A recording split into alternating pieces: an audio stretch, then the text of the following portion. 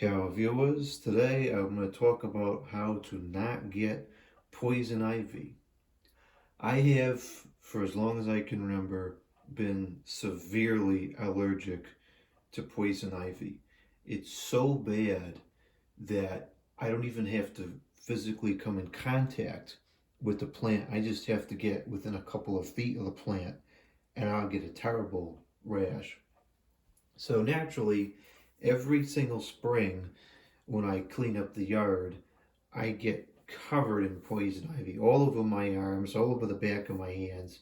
It's terrible, and I can never seem to stop it. I've tried wearing long sleeve shirts. Um, I've tried using all of these different things. I've used these products before, and none of them ever seem to be 100%. I'm sure these products have helped over the years to lessen the severity of the reaction, but it never prevents it. This past winter, I can't remember if it was a video, if it was an article, but I saw somewhere. I wish I could remember what it was so I could source it, but I saw, I think it was a video of somebody explaining how they avoid getting poison ivy, and it was a very simple concept. What they said was the best way to remove the poison ivy oils is simply with friction.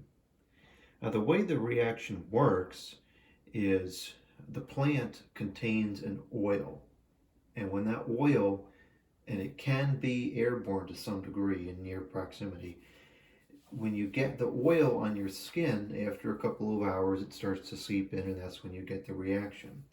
So the theory is if you can clean the oil off of your skin, which is what these two products are supposed to do, within a couple of hours of the exposure, you're not supposed to get it. So in the past, I have cleaned up outside and I come inside within a couple of hours. I use these products, and the next day I am still covered in poison ivy.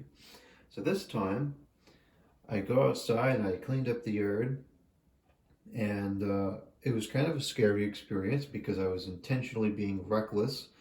I knew there were several areas on the back rocks that had poison ivy growing, and I just yanked that stuff right off of there.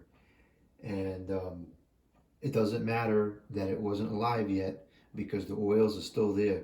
A lot of people think that when they spray the poison ivy with the weed killer and then it dies off that it's clean. It's not. The oils from those poison ivy plants are so toxic, it can be there for months and years. You get that stuff on a shovel, until you wash that shovel, it's on there. Or you spray the thing with killer and the plant dies, you're still getting it if you pull that plant out. So I grabbed those vines, I yanked them right off there, and I knew if this doesn't work, I'm just going to have a terrible time with this. So I did all that damage outside. I come inside, and my arms and hands are all dirty, so I wash my hands as I normally would with this bar of soap. And then I took a towel, which of course I washed severely afterwards.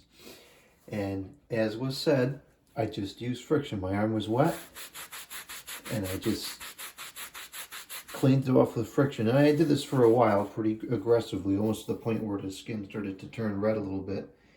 And it's like a miracle. It's been a week now. Nothing. There is zero poison ivy anywhere. Not one single iota of it ever broke out. It's incredible.